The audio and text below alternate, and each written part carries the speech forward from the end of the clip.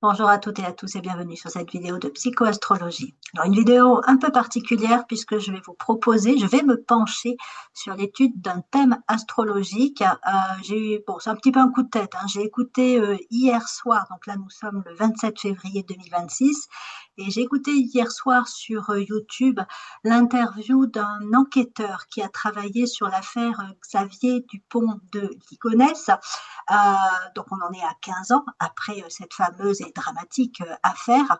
Et en fait, bon, moi, c'est un réflexe que j'ai en tant que psychoastrologue. Quand il y a des personnages comme ça avec voilà, des profils très particuliers, je vais voir leur thème astrologique. Donc je suis allée voir le thème de Xavier Dupont de Ligonnès sur Astrothème et j'ai commencé à regarder comment effectivement pouvaient s'interpréter les configurations astrologiques au regard de ce que l'on sait, en tout cas de ce que moi j'ai pu apprendre sur ce personnage. Alors, je vais vous en donner mon interprétation du thème astrologique au regard donc des événements et de ce que j'ai pu apprendre de cet homme, sachant que, ben, en fait, je n'ai pas du tout suivi l'affaire en 2011 quand elle s'est produite. Je vais vous la résumer rapidement. Je pense que vous êtes plus ou moins tous au courant. C'est quand même une grosse affaire médiatique en France. Donc, je ne l'ai pas suivi en 2011. Par contre, bon, voilà, cet, euh, cet enquêteur en fait a écrit un livre et donc je suis tombée sur son interview et je me dis ben voilà autant aussi illustrer quelque part l'approche de la psychologie, de la psycho-astro-ésotérique en montrant comment voilà on peut retirer des éléments d'information d'un thème astrologique. Alors évidemment là c'est sur un cas extrême, très particulier. Donc, je tiens à préciser que ce que je vais vous dire sur les configurations astrologiques de cette personne ne sera évidemment pas valable pour des autres individus qui auraient des configurations similaires. Hein, je vais parler du Capricorne, du Verseau, je vais parler du Poisson, puisque voilà, c'est des configurations qui sont très marquées dans son thème astrologique. Mais évidemment, en fait, il y a trois éléments à prendre en compte quand on étudie un thème astrologique. Donc, je vais déjà le mettre à l'écran. Hein. Donc déjà, on doit regarder, on doit s'assurer que les coordonnées de naissance sont bonnes, hein, parce que si on n'a pas les bonnes coordonnées de naissance, forcément, on ne va pas pouvoir faire du bon travail. Donc là, je pars de l'hypothèse que les coordonnées et donc le thème astrologique qui ont été mis sur Astrothème sont corrects. Maintenant, voilà, je n'en sais rien, donc je vais utiliser son thème astrologique. Donc, première hypothèse, enfin premier fait important, on part des coordonnées astrologiques les plus précises possibles, notamment au niveau de l'heure de naissance. Hein, c'est ça qui pose souvent le plus de difficultés, s'assurer qu'on a la bonne heure de naissance. Mais sans ça, ben, on ne peut pas avoir un thème astrologique complet. Deuxième point important, vraiment essentiel quand on étudie un thème astrologique, c'est le stade de conscience de la personne. Parce que une même configuration astrologique pourra s'interpréter, se vivre de façon très différente selon le stade de conscience sur lequel se trouve l'individu. Autrement dit, là, je pars avec un profil d'une personne qui est forcément d'une nature très individualiste, égocentrique, sinon il n'aurait pas commis les actes qu'on suppose qu'il a commis. L'enquête alors, elle a été suspendue, mais c'est toujours en cours dans le sens où c'est pas élucidé.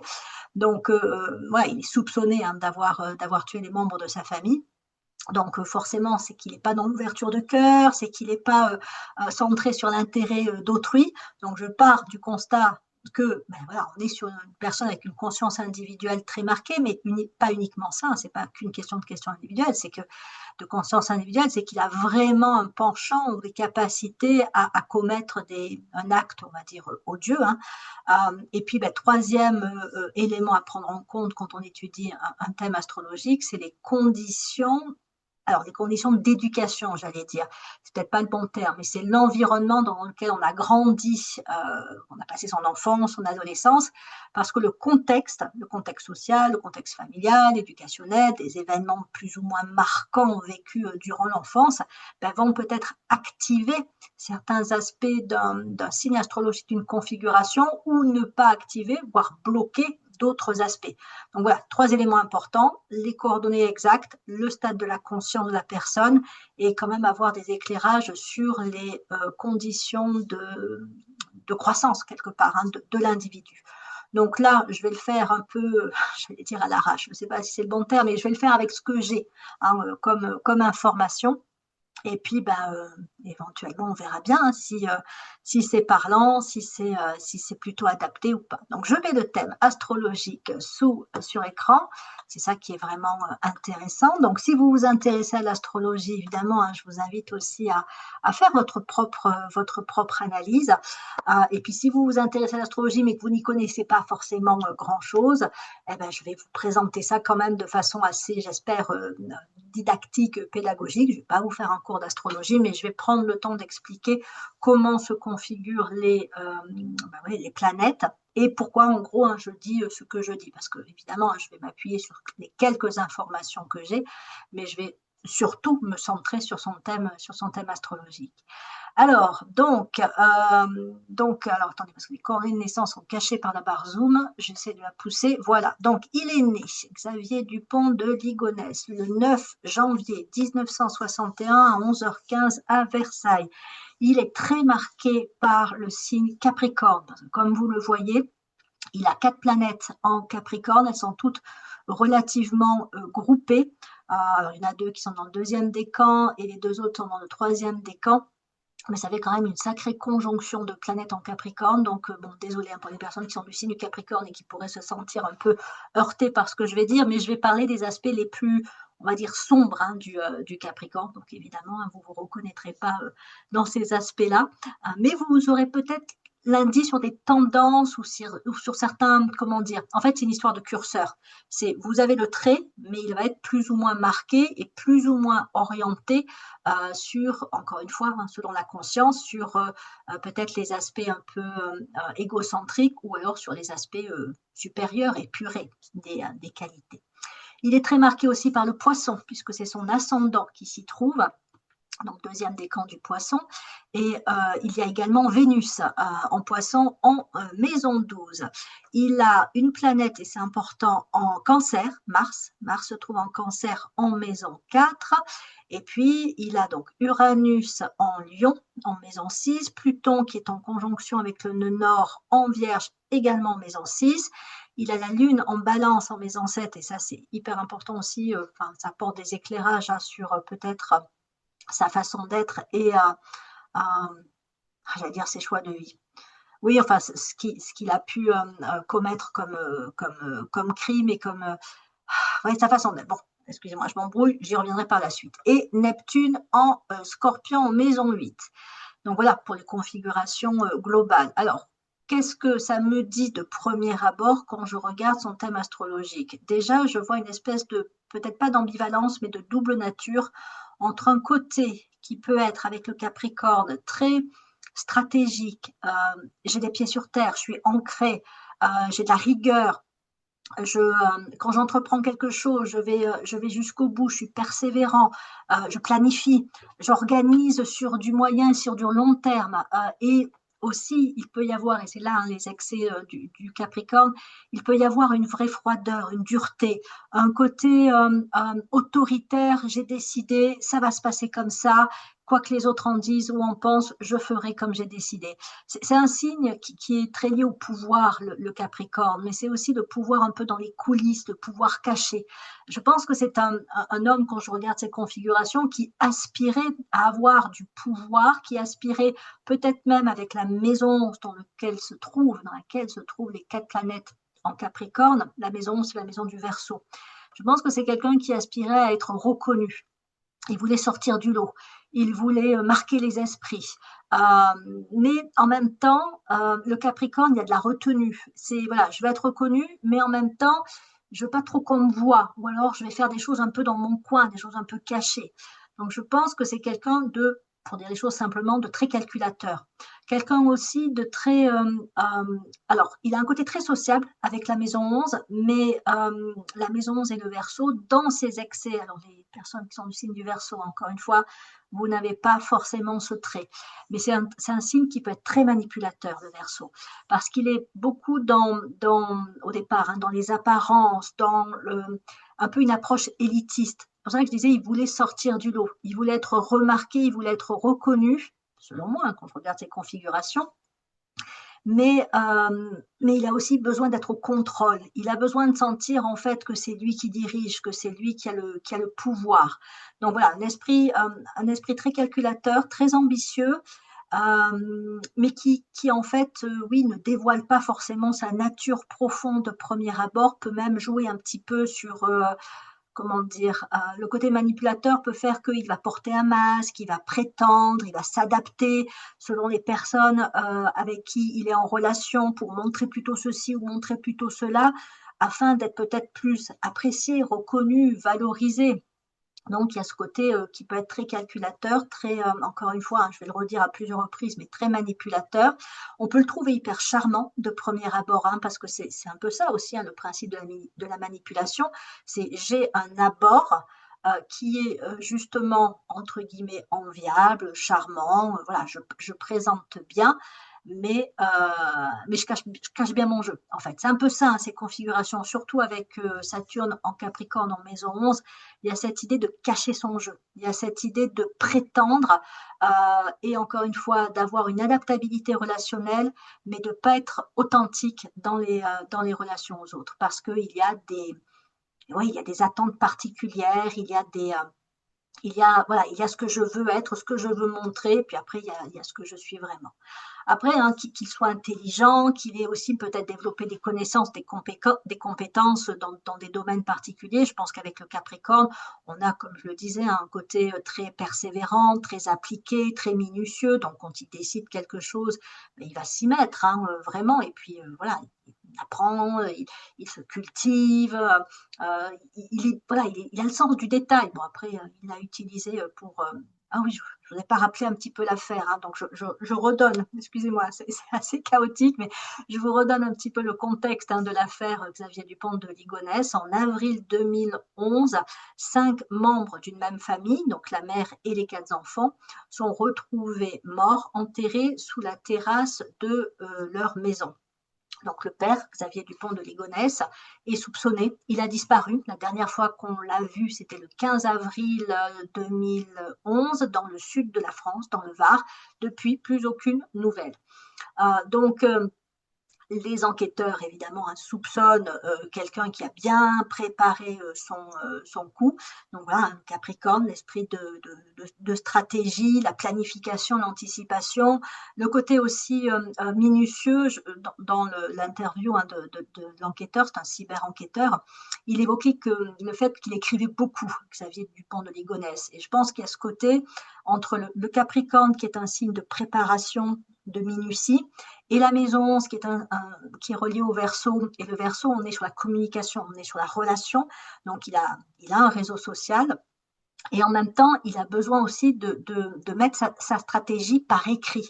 Ce côté, voilà, je pose les choses et je crée des scénarios pour pouvoir peut-être bien envisager toutes les options. Voilà, donc vraiment un esprit qui lorsqu'il a décidé de quelque chose, va avec en plus Mercure, hein, Mercure, on est sur les options, j'envisage les différentes possibilités, je suis dans l'alternative, j'ai un plan A, j'ai un plan B, j'ai un plan C, et j'ai aussi des coups d'avance, je prévois, j'anticipe. Donc il a cet esprit qui peut être jugé hein, comme relativement brillant, mais qu'il a évidemment voilà, utilisé pour commettre des actes voilà, atroces. Bon, après, je ne vais pas être dans le pathos, hein, c'est pas trop ma façon d'être, donc voilà, je vais pas utiliser un vocabulaire émotionnel, mais bon, je suis dans l'analyse. Donc, à côté de ça, donc esprit calculateur, planificateur, très méthodique, clairement, voilà, et très focus en fait, hein, qui va pas dévier, qui va pas être distrait par autre chose. C'est voilà, tout a été préparé. Il a à côté de ça donc l'ascendant poisson. Ascendant poisson, alors le poisson, c'est plutôt un signe auquel on va associer des qualités de gentillesse, de douceur, de bienveillance. C'est très lié à l'amour, en fait, le poisson. Sauf que là, évidemment, hein, il n'y a pas d'acte d'amour, hein, c'est même au contraire un acte. Alors pourtant, je ne pense pas qu'il était motivé par la haine. Hein. C'est pas un acte de haine en fait. Mais il faut ne pas avoir d'amour hein, pour commettre ce type d'acte, sauf envers soi-même. Voilà. Je pense que c'est quelqu'un qui, avec le poisson aussi, il y a de l'idéalisation, de l'idéalisme. Je pense que c'est quelqu'un en fait qui rêvait d'avoir une certaine vie. Parce qu'il a cette, peut-être un peu une vision aussi grandiloquente hein, de lui-même. Le Capricorne, la maison 11, hein, ça contribue aussi à cela. Et donc, en fait, je pense que sa motivation première à réaliser, à effectuer des crimes qu'il a effectués, c'est qu'en fait, il voulait réaliser son rêve. Voilà. Il a un rêve, il a un idéal. Alors, je vais le dire encore une fois de façon sûrement très maladroite. Sa famille était un obstacle pour lui. Elle l'a empêché de réaliser son rêve. Donc voilà, il a enlevé, il a retiré tous les éléments qui, non seulement sa famille, je pense, hein, il s'est coupé en fait d'une vie qui ne lui correspondait pas pour pouvoir vivre la vie qu'il rêvait de vivre. Donc derrière, il y a une insatisfaction, une frustration à ne pas pouvoir mener la vie qu'il rêvait de mener. Et ce qui est assez paradoxal, hein, c'est qu'avec Mars en cancer en maison 4, il y a un idéal de famille. Il y a le fait oui, de créer sa famille, de créer son foyer. Donc on peut se demander hein, comment quelqu'un qui attache autant d'importance à la famille peut en venir à tuer ses propres enfants, sa femme. Je crois qu'il a aussi tué des chiens. Bon, voilà. À mon avis, c'est parce que, alors encore une fois, je ne sais pas, des excuses, ou voilà. C'est qu'avec la maison 11, le Verseau, il y a cette idée de faire table rase. C'est la maison qui est gouvernée par Uranus. Uranus, c'est les profonds bouleversements, les changements, il peut y avoir un côté aussi radical. Donc, je rêve d'une famille. Je rêve même de la maison, du lieu dans lequel je veux vivre. Et j'ai une image idéalisée. Ça, c'est le Poisson. Voilà. J'ai une image idéalisée de la famille, du style de vie que je veux avoir. Je suis assez avec le Capricorne, hein, précis. Je sais ce que je veux. Voilà. C'est pas juste un rêve un peu confus. Il sait ce qu'il veut, mais il l'a pas. Donc, puisqu'il ne l'a pas, qu'est-ce qu'il fait? Il décide de faire table rase. En fait, c'est faire table rase pour reconstruire son rêve. Donc, moi, je pense, hein, c'est vraiment une hypothèse, hein, une conjoncture de ma part, c'est que je pense qu'actuellement, on est à plus de 15 ans, hein, enfin presque 15 ans des événements, il a reconstruit sa vie et sa famille ailleurs. C'est-à-dire, il doit avoir des enfants, il doit avoir une femme, il doit avoir une habitation qui se sont rapprochés de ce qu'il rêvait de vivre et de créer. Donc, voilà, je pense qu'il vit la vie qu'il rêvait et qu'il n'a pas réussi à vivre quand il était donc oui en France, marié, etc. Ce qui ne veut pas du tout dire que sa famille était fautive, hein, c'est surtout pas ça. Mais je pense que pour lui, pour pouvoir avoir la vie qu'il rêvait d'avoir, il fallait qu'il élimine les éléments qui ne correspondaient pas à son idéal et qu'il reparte, voilà, de zéro. C'est détruire pour reconstruire Uranus. Sauf que là, pour le coup, encore une fois, hein, c'est passé par le fait d'accomplir des crimes. Le Capricorne, en plus, c'est non seulement la persévérance et l'endurance, mais c'est le temps long. Et ce qui pourrait aussi, je ne sais pas si c'est là encore, hein, c'est une conjoncture de ma part, ce qui pourrait expliquer qu'on ne l'ait pas encore trouvé, c'est que ça prend du temps. Je pense qu'on va le choper à un moment donné. Je pense. Je vais vous dire mon hypothèse sur comment on peut arriver à le retrouver au vu de ces configurations astrologiques. Mais ça prend du temps. Ça prend du temps parce qu'il a tout super bien préparé, parce que voilà, il a une intelligence qu'il a utilisée pour tout planifier. Et ça prend du temps parce que le Capricorne, voilà, c'est le temps long, c'est le temps, c'est des choses qui peuvent être aussi cachées, enfouies, mais qui vont remonter à un moment donné. Donc, je ne serais pas étonnée que là, maintenant, on s'approche de la possibilité d'arriver à l'attraper, si je puis dire. Je pense que sa première victime, c'était, alors je ne sais pas par quel ordre, hein, il a éliminé les membres de sa famille, mais il y a une problématique à la femme qui est quand même très marquée hein, dans son thème astrologique, puisqu'il a donc Pluton en Vierge en maison 6, il a le nœud nord aussi en conjonction avec Pluton. Donc la Vierge, c'est la grande énergie féminine du zodiaque, hein, c'est la Vierge. Donc c'est la relation à la mère, c'est la relation aux femmes, c'est aussi la relation à sa propre part de féminité, avec les qualités féminines associées. Et quand on a Pluton en Vierge en maison 6, pour moi, et là je ne connais pas son histoire, mais je pense que la relation à la maman a dû être compliquée. Je ne sais pas s'il a perdu sa mère, ou alors si sa mère était quelqu'un de froid, d'autoritaire, de dur. il y a quelque chose de l'ordre d'un amour maternel qui a manqué, et donc d'une vision de la femme qui, là encore, hein, avec le poisson, peut être idéalisée. Hein. Je pense qu'il y a un côté romantique aussi. Hein. Je pense qu'il rêve de la femme, alors pour lui parfaite, hein, quelle que soit la définition de ce que c'est une femme parfaite pour lui, mais que pour le coup, comme l'épouse qu'il a eue ne correspondait pas à son image ou à son rêve, ben pour lui, l'option, ça a été de l'éliminer. Voilà. Bon, encore une fois, c'est pas une excuse, parce que c'est pas d'excuse pour ça. Hein. C'est Pluton Vierge en maison 6, en tout cas, ça questionne la relation à la femme, et Pluton est un peu comme Uranus, hein, c'est une planète qui détruit. Et donc, elle est liée à la mort et à la métamorphose, Pluton. Donc voilà, Pluton Vierge en maison 6, si ça ne va pas, ben je coupe. Hein, Alors je pense qu'il a peut-être aussi coupé les relations à sa mère, voilà, si elle était encore en vie quand il était adulte.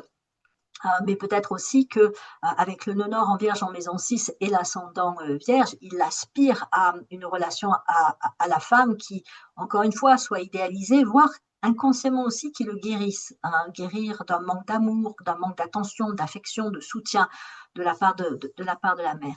Mais voilà, il y a quelque chose de premier abord, déjà avant tout, par rapport au féminin, qui est pas... qui manque, voilà, qui manque. Après, c'est pas parce que ça manque que on va, voilà, on va tuer une femme ou son épouse, mais voilà, ça, il y a quelque chose du côté effectivement de l'énergie vierge, d'autant plus que Uranus, pour le coup, se trouve en Lion, maison 6, donc dans la maison de la Vierge, hein, donc Pluton est en Vierge dans la maison de la Vierge, la maison 6, Uranus est en Lion dans la maison de la Vierge, et le Lion, c'est un signe de pouvoir. Donc, comme je disais tout à l'heure, Uranus, qui est donc la planète qui gouverne la maison 11, la maison du Verseau, et qui amène des changements radicaux, donc coupure de liens, changement de vie, changement professionnel. Alors, je ne sais pas, je pense qu'il y a eu peut-être aussi plusieurs changements professionnels justement au cours de sa vie. Uranus en Lion, maison 6, c'est j'ai du mal à trouver ma place. Je ne suis pas sûre qu'il ait eu des grandes réussites professionnelles. Je pense que voilà, il a dû avoir du mal à trouver sa place et son expression créative dans le cadre professionnel. Et en fait, je pense il a dû reprocher énormément de choses à son épouse. Il a dû lui mettre pas mal de choses sur le dos. Et puis, le lion, c'est une histoire de pouvoir. Donc, je me réapproprie mon pouvoir. Et je me réapproprie mon pouvoir en décidant de ce que je veux vivre et en éliminant ce qui j'estime être la première raison de mes échecs. Et donc là, je pense que voilà, c'est tombé effectivement sur son épouse, hein, la maison 6, la Vierge, pour reprendre son pouvoir. Je tue le féminin, je tue la femme. Bon, voilà, ça c'est Uranus en Lion, maison 6, et en même temps, moi je vous dis, hein, je pense vraiment, hein, c'est encore une fois conjoncture totale de ma part, hein, mais qu'il a recréé une famille. Hein, voilà. Donc, le poisson, idéalisation, rêve, la vie rêvée. Il y a aussi un côté très foi avec le poisson. Et je crois, d'après ce que disait justement l'enquêteur, hein, qu'il avait une connexion quand même à la religion. Donc, on peut avoir avec en plus Vénus en poisson, maison 12, je pense qu'il a même un côté aussi mystique, ce qui peut être paradoxal, puisque je dis le Capricorne, les pieds sur terre, ancré, méthodique, donc le rationnel, si vous voulez. Et en même temps, un côté mystique, un côté religieux marqué par la foi. Sauf que je pense qu'il a été très déçu. Je pense que, encore une fois, conjoncture de ma part, il a peut-être eu un sentiment de trahison par rapport à Dieu. Homme très religieux, mais qui n'a pas la vie qu'il pense devoir pouvoir mériter de vivre. Donc, j'en conclus que Dieu n'est pas de mon côté ou que Dieu ne me soutient pas. Et donc, je ne sais pas s'il a cessé de croire en Dieu, mais je pense qu'il il a dû vivre une déception, une trahison forte liée à sa foi. Et que du coup, ça a peut-être aussi contribué à ce basculement qui fait qu'il a pu commettre des actes aussi horribles et des actes qui ne sont pas du tout, on va dire, liés à une perception religieuse de foi, hein. Première loi, on va dire, fondamentale dans la religion, c'est de ne pas tuer. Donc voilà, là, il y a quand même une antinomie. Mais voilà, je pense qu'une crise de foi l'a peut-être amené aussi à basculer complètement et à s'autoriser à commettre ces actes. Il y a le thème de la trahison, hein, qui est très marqué. C'est là aussi où je voulais en venir sur comment il va se faire prendre, parce que je pense, hein, qu'il va se faire prendre. Ou alors c'est peut-être parce que je voudrais qu'il se fasse prendre, hein, que justice soit rendue. Mais il a donc la lune en balance en maison 7. Et là, c'est vraiment une configuration de personnes qui ont en elles une histoire de trahison, de rejet ou d'abandon. Je parlais de la relation à la maman qui a pu être compliquée. J'aurais peut-être dû creuser avant de faire cette vidéo, mais bref, à la limite, hein, ça sera à vérifier par la suite, mais je me dis qu'il a vécu dans son enfance, dans son adolescence, il a dû vivre une histoire, une blessure de rejet ou une blessure de trahison. Je ne sais pas à quel niveau, divorce des parents, comportement des parents envers lui, il a pu se sentir effectivement abandonné. Je pense aussi, avec une lune en balance en maison 7, que ça a été un enfant qui n'a pas été suffisamment écouté, considéré. Peut-être même que voilà, Uranus en Lion, maison 6, donc il y a un parent autoritaire. Ça peut être le père, mais ça peut être la mère. Hein. Et donc, je pense que c'est un enfant enfin, ça a été un enfant qui a grandi dans un environnement où il y avait des relations vraiment pas harmonieuses. Donc, ça a pu aussi contribuer chez lui à une forme de trauma. Et avec le Capricorne, à créer une dureté, à créer oui, quelque chose de très froid, de très manque d'empathie, en fait. Il n'y a pas d'empathie, en fait, chez ce personnage, de ce que je connais de son histoire.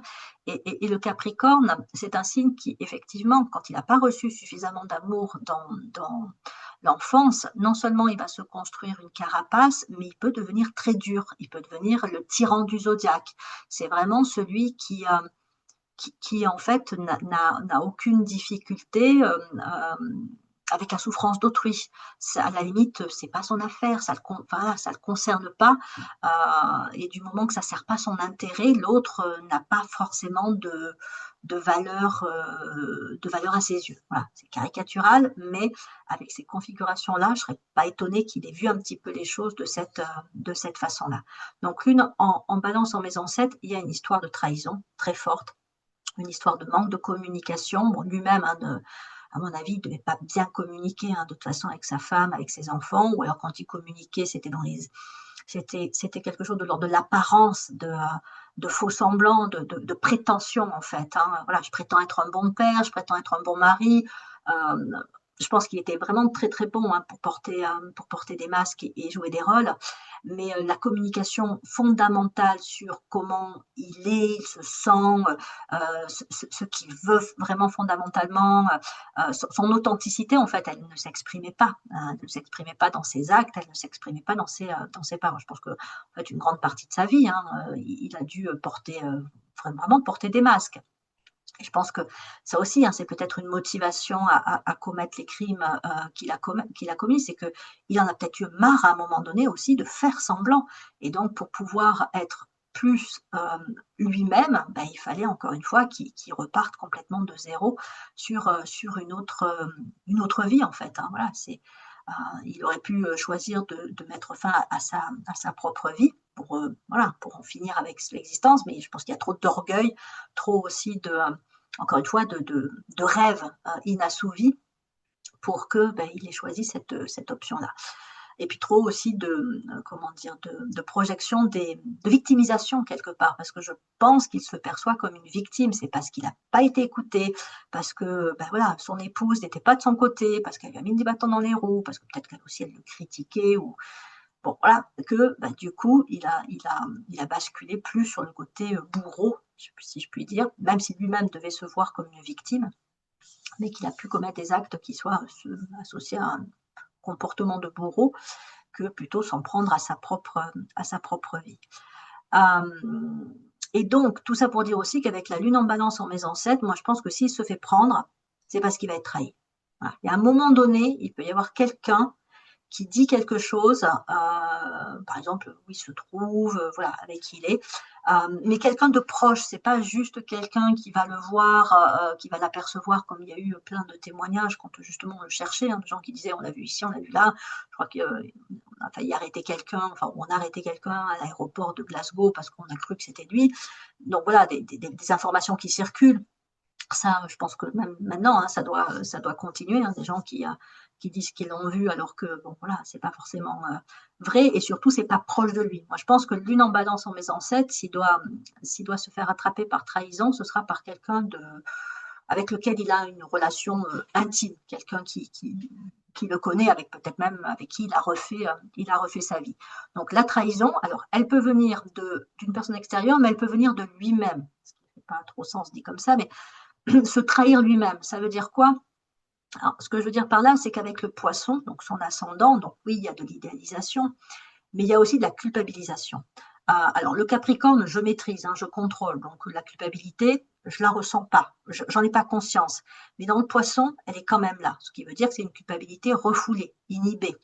C'est une conscience qui a été enfouie, mais qui est quand même présente. Et je ne serais pas étonnée que la deuxième option, donc première option, un proche le trahit, et le dénonce en fait, hein, ou deuxième option, c'est lui-même qui se trahit par culpabilité.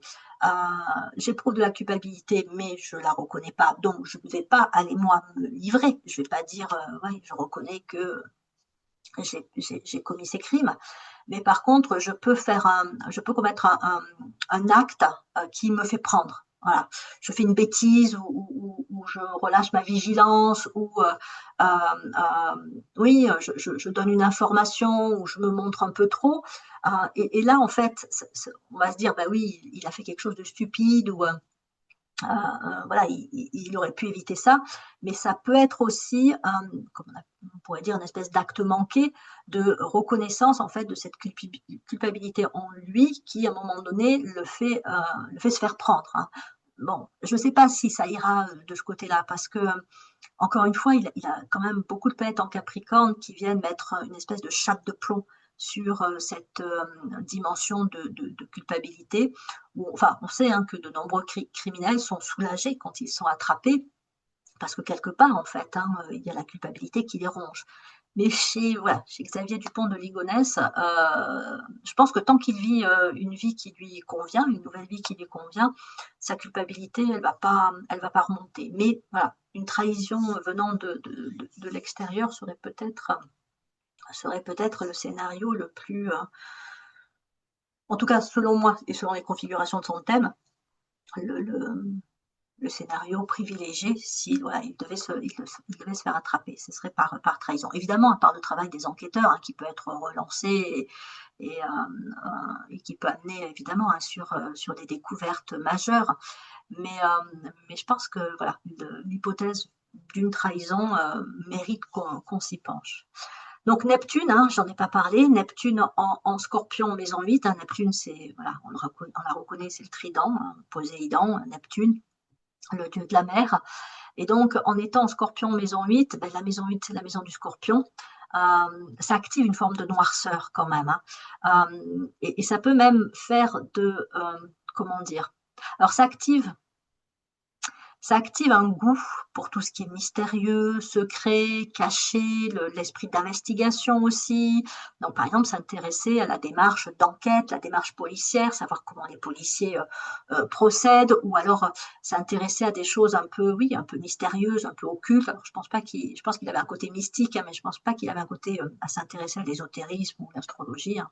Mais voilà, la maison 8, le Scorpion, on va s'intéresser à ce qui n'est pas appréhendable de premier abord, ce qui est au-delà des apparences. Et on peut avoir aussi un attrait pour ce qui est un peu sombre, hein, un peu beaucoup hein, dans son cas. C'est plonger un petit peu dans la noirceur de la nature humaine avec Neptune en Scorpion maison 8. Bon, il aurait mieux fait peut-être d'être psychologue hein, pour le coup. Il aurait transmuté son intérêt pour la noirceur, lui il l'a vécu de premier abord, mais c'est quelqu'un qui, avec Neptune en Scorpion maison 8, peut être attiré par la mort et tout ce qui gravite hein, en fait autour de la mort, les crimes, voilà, la nature aussi humaine qui est capable d'aller jusqu'à ces actes voilà, qui sont de commettre des crimes, de tuer en fait des personnes. Il y a une espèce peut-être même de fascination un peu morbide ou un peu oui, macabre pour ces aspects-là de la nature humaine. Encore une fois, on peut les vivre de façon transmutée. On peut être aussi attiré par les aspects lumineux de la nature humaine. Le scorpion, on est dans la dualité, ombre et lumière. Bon, visiblement, là, en tout cas de ce que j'en sais, de Xavier Dupont de Ligonnès, c'est plutôt, enfin, c'est franchement le côté sombre qui l'a emporté. Mais peut-être que lui, il rêve de quelque chose de lumineux. Il rêve où il se voit en personne, en fait, détenant une grande lumière, mais une lumière qui a été étouffée. Donc voilà, encore une fois, il fallait se débarrasser de ce qui l'empêchait aussi de manifester sa lumière, de manifester ses capacités, ses potentialités. Parce que c'est aussi un peu ça la maison 11. La maison 11, c'est on a un potentiel et en fait, on cherche à le contacter, à le faire grandir, à le manifester. Sauf que comme il a Pluton en Capricorne en maison 11, ben son potentiel, il est bloqué, il est entravé. Donc, encore une fois, c'est une frustration, c'est des échecs, c'est des recommencements de, voilà, j'essaie quelque chose, ça marche pas, ben, je vais essayer autre chose. Donc, c'est des affaires entre guillemets foireuses. Mais c'est du coup aussi avec le poisson, et puis comme je disais, les configurations en vierge, les configurations en scorpion, c'est ce côté aussi, mon échec, en fait, je ne me l'attribue pas à moi-même, je l'attribue à l'extérieur, je l'attribue aux autres, c'est à cause des autres que j'échoue, ou c'est à cause oui, d'événements particuliers. Et donc, en fait, il avait besoin aussi d'une réussite. Voilà, il avait besoin de quelque chose qui lui permette de se dire, mais voilà, mon potentiel, je peux le manifester, je peux l'exprimer. Et donc, pour le coup, ce qu'il a bien réussi visiblement, c'est de commettre des crimes et de ne pas être attrapé, en tout cas à ce jour, pour cela. Donc, effectivement, un côté ombre et lumière, le scorpion active aussi le fait oui, de vouloir réussir, mais de ne pas le faire pour quelque chose de lumineux, si je puis dire. S'il avait été, on va dire, sur un stade de conscience plus élevé, avec comment dire, avec peut-être un entourage familial soutenant et aimant, ces mêmes configurations, elles auraient mené sur quelque chose de très différent. On aurait pu avoir quelqu'un qui, pour le coup, aurait développé de l'empathie et aurait peut-être vécu des choses difficiles aussi, parce que voilà, ça n'empêche pas le fait d'avoir des entraves, mais il aurait peut-être réussi à un moment donné à les lever et en faire quelque chose comme un enseignement, de dire oui, mais c'est vrai, la vie n'est pas facile, il y a des obstacles, parfois on essaye, on fait tout ce qu'on peut pour y arriver, et puis ça ne marche pas. Donc lui, voilà, victimisation, le monde est injuste, je suis incompris, les gens sont méchants, etc. Mais dans la version plus élevée, c'est je m'accroche et à un moment donné, je finis par y arriver. Et quand j'y arrive, je tire le fruit de ce cheminement difficile, de ces obstacles, pour retransmettre ça à d'autres, pour faire en sorte qu'à un moment donné, je puisse, moi, peut-être accompagner ou guider des personnes qui rencontrent des difficultés telles que moi, j'ai pu les rencontrer. Et ça, voilà, il aurait fallu qu'il ait un stade de conscience plus évolué pour que ça se traduise de cette façon-là et non pas comme ça s'est traduit là dans sa vie. Le milieu du ciel, MC, étant Sagittaire, et donc ça montre qu'il y a un attrait pour l'étranger, il y a un attrait pour l'ailleurs et pour le lointain. Donc j'en reviens au poisson, la part de rêve, la part d'idéalisation. En fait, je pense que donc, mon hypothèse, c'est que il voulait vivre son rêve de famille, son rêve de vie en fait. C'est visiblement connecté à l'étranger. Voilà, donc les soupçons sont qu'il serait aux États-Unis. Enfin, ça fait partie des hypothèses. Il y en a d'autres. Moi, mon interprétation serait que c'est possible du moment que effectivement c'était ça son rêve principal. Si son rêve c'était de pouvoir vivre dans une région des États-Unis, le Texas ou ailleurs, parce que c'est là où en fait il a vécu peut-être les choses les plus positives dans sa vie. Donc avec le poisson, il y a aussi un peu une notion de nostalgie.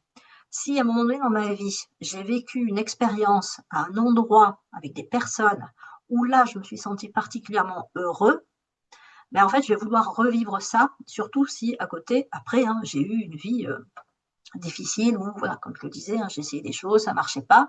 Donc, je pense qu'il a pu effectivement projeter sur son rêve encore plus d'intensité que ben, sa vie n'était pas ce qu'il aurait voulu avoir et que, en fait, là, mon hypothèse, ma conjoncture, c'est qu'il peut vivre cette vie-là et que donc je ne serais pas étonnée qu'effectivement voilà, il soit quelque part aux États-Unis, au Texas, si c'est là où, voilà, encore une fois, il a été le plus heureux au cours de sa vie. Et que, ben, comme je dis, il ait reconstruit une vie de famille, qu'il ait des enfants, que voilà, il a une nouvelle identité. La maison 11, hein, le Verseau, signe d'air, c'est aussi la fuite. Hein. Je prends la fuite, je change d'identité et je vis.